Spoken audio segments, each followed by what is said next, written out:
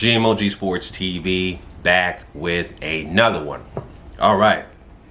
So we start off the year with the story. Errol Spence Jr.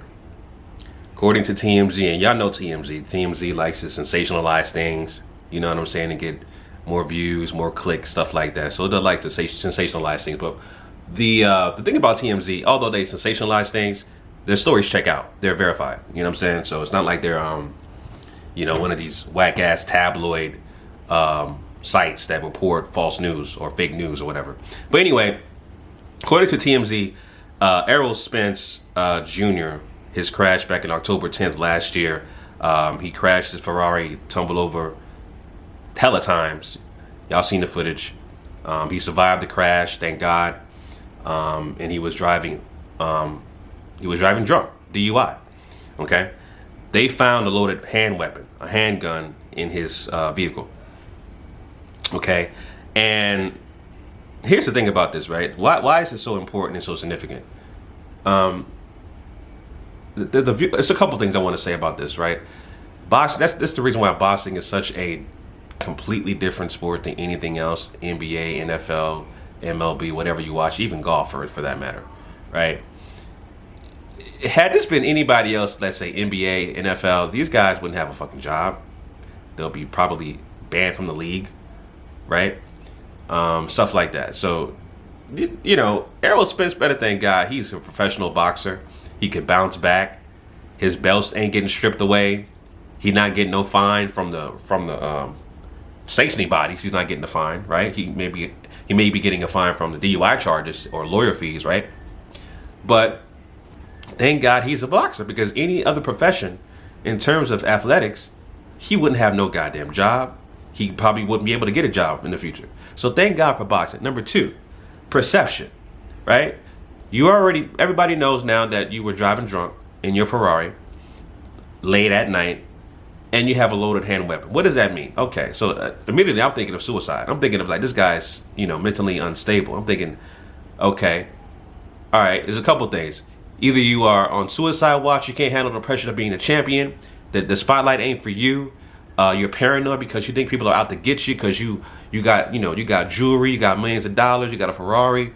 You know what I'm saying? You need your handgun to protect you. You feel like people are coming at you. So you can look at it you can look at it in those kind of aspects. And that's how I look at it. You know what I'm saying? So perception can be the reality in certain aspects. And that's what it comes off. That's what it comes off from me looking at the story about Errol Spence Jr. And also they showed footage of, and I'll leave the link in the description for TMZ, but they showed footage of one of the cops at the hospital trying to get blood from Errol Spence Jr. Right? Also, they showed a video of one of the cops talking about who Errol Spence was, and it was a female cop and a boxer. It was a female cop and a male cop. The female cop was explaining to the male cop who Errol Spence was, and the male cop was like, I never heard of him. But the other guy, the female cop was like, yeah, he's a well-known boxer. He just fought at the Cowboy Stadium. The other guy was like, I never heard of him. So that lets you know the dynamic of boxing, that casual fans, from a casual fan perspective, just because you think you're popular doesn't mean that you're that popular, right? But yeah, man, this is just wanted to share this story with you guys. Like I said, link is in the description. Like I said, perception is reality in certain aspects. Loaded handgun, driving high race of speed, driving under the influence. A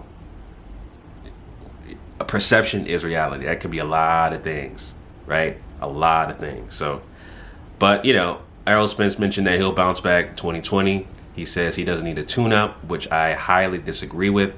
He said he wants to go back in and fight the top dogs. He only mentioned Terrence Crawford one time, but he consistently calls out Danny Garcia and Manny Pacquiao, right? He only called out Terrence Crawford one time. That's it, one time. But consistency is key. He consistently calls out Danny Garcia and Manny Pacquiao, right? So he's looking to have those fights first before Terrence Crawford, at least in my opinion, right? Because you have to consistently call out a person. If you only call out that one, If you only call out one person one time, that's not consistent. Okay? So, it is what it is, family. Those are my thoughts on that. Leave your comments down below about the story. GMOGSportsTV signing out. Peace.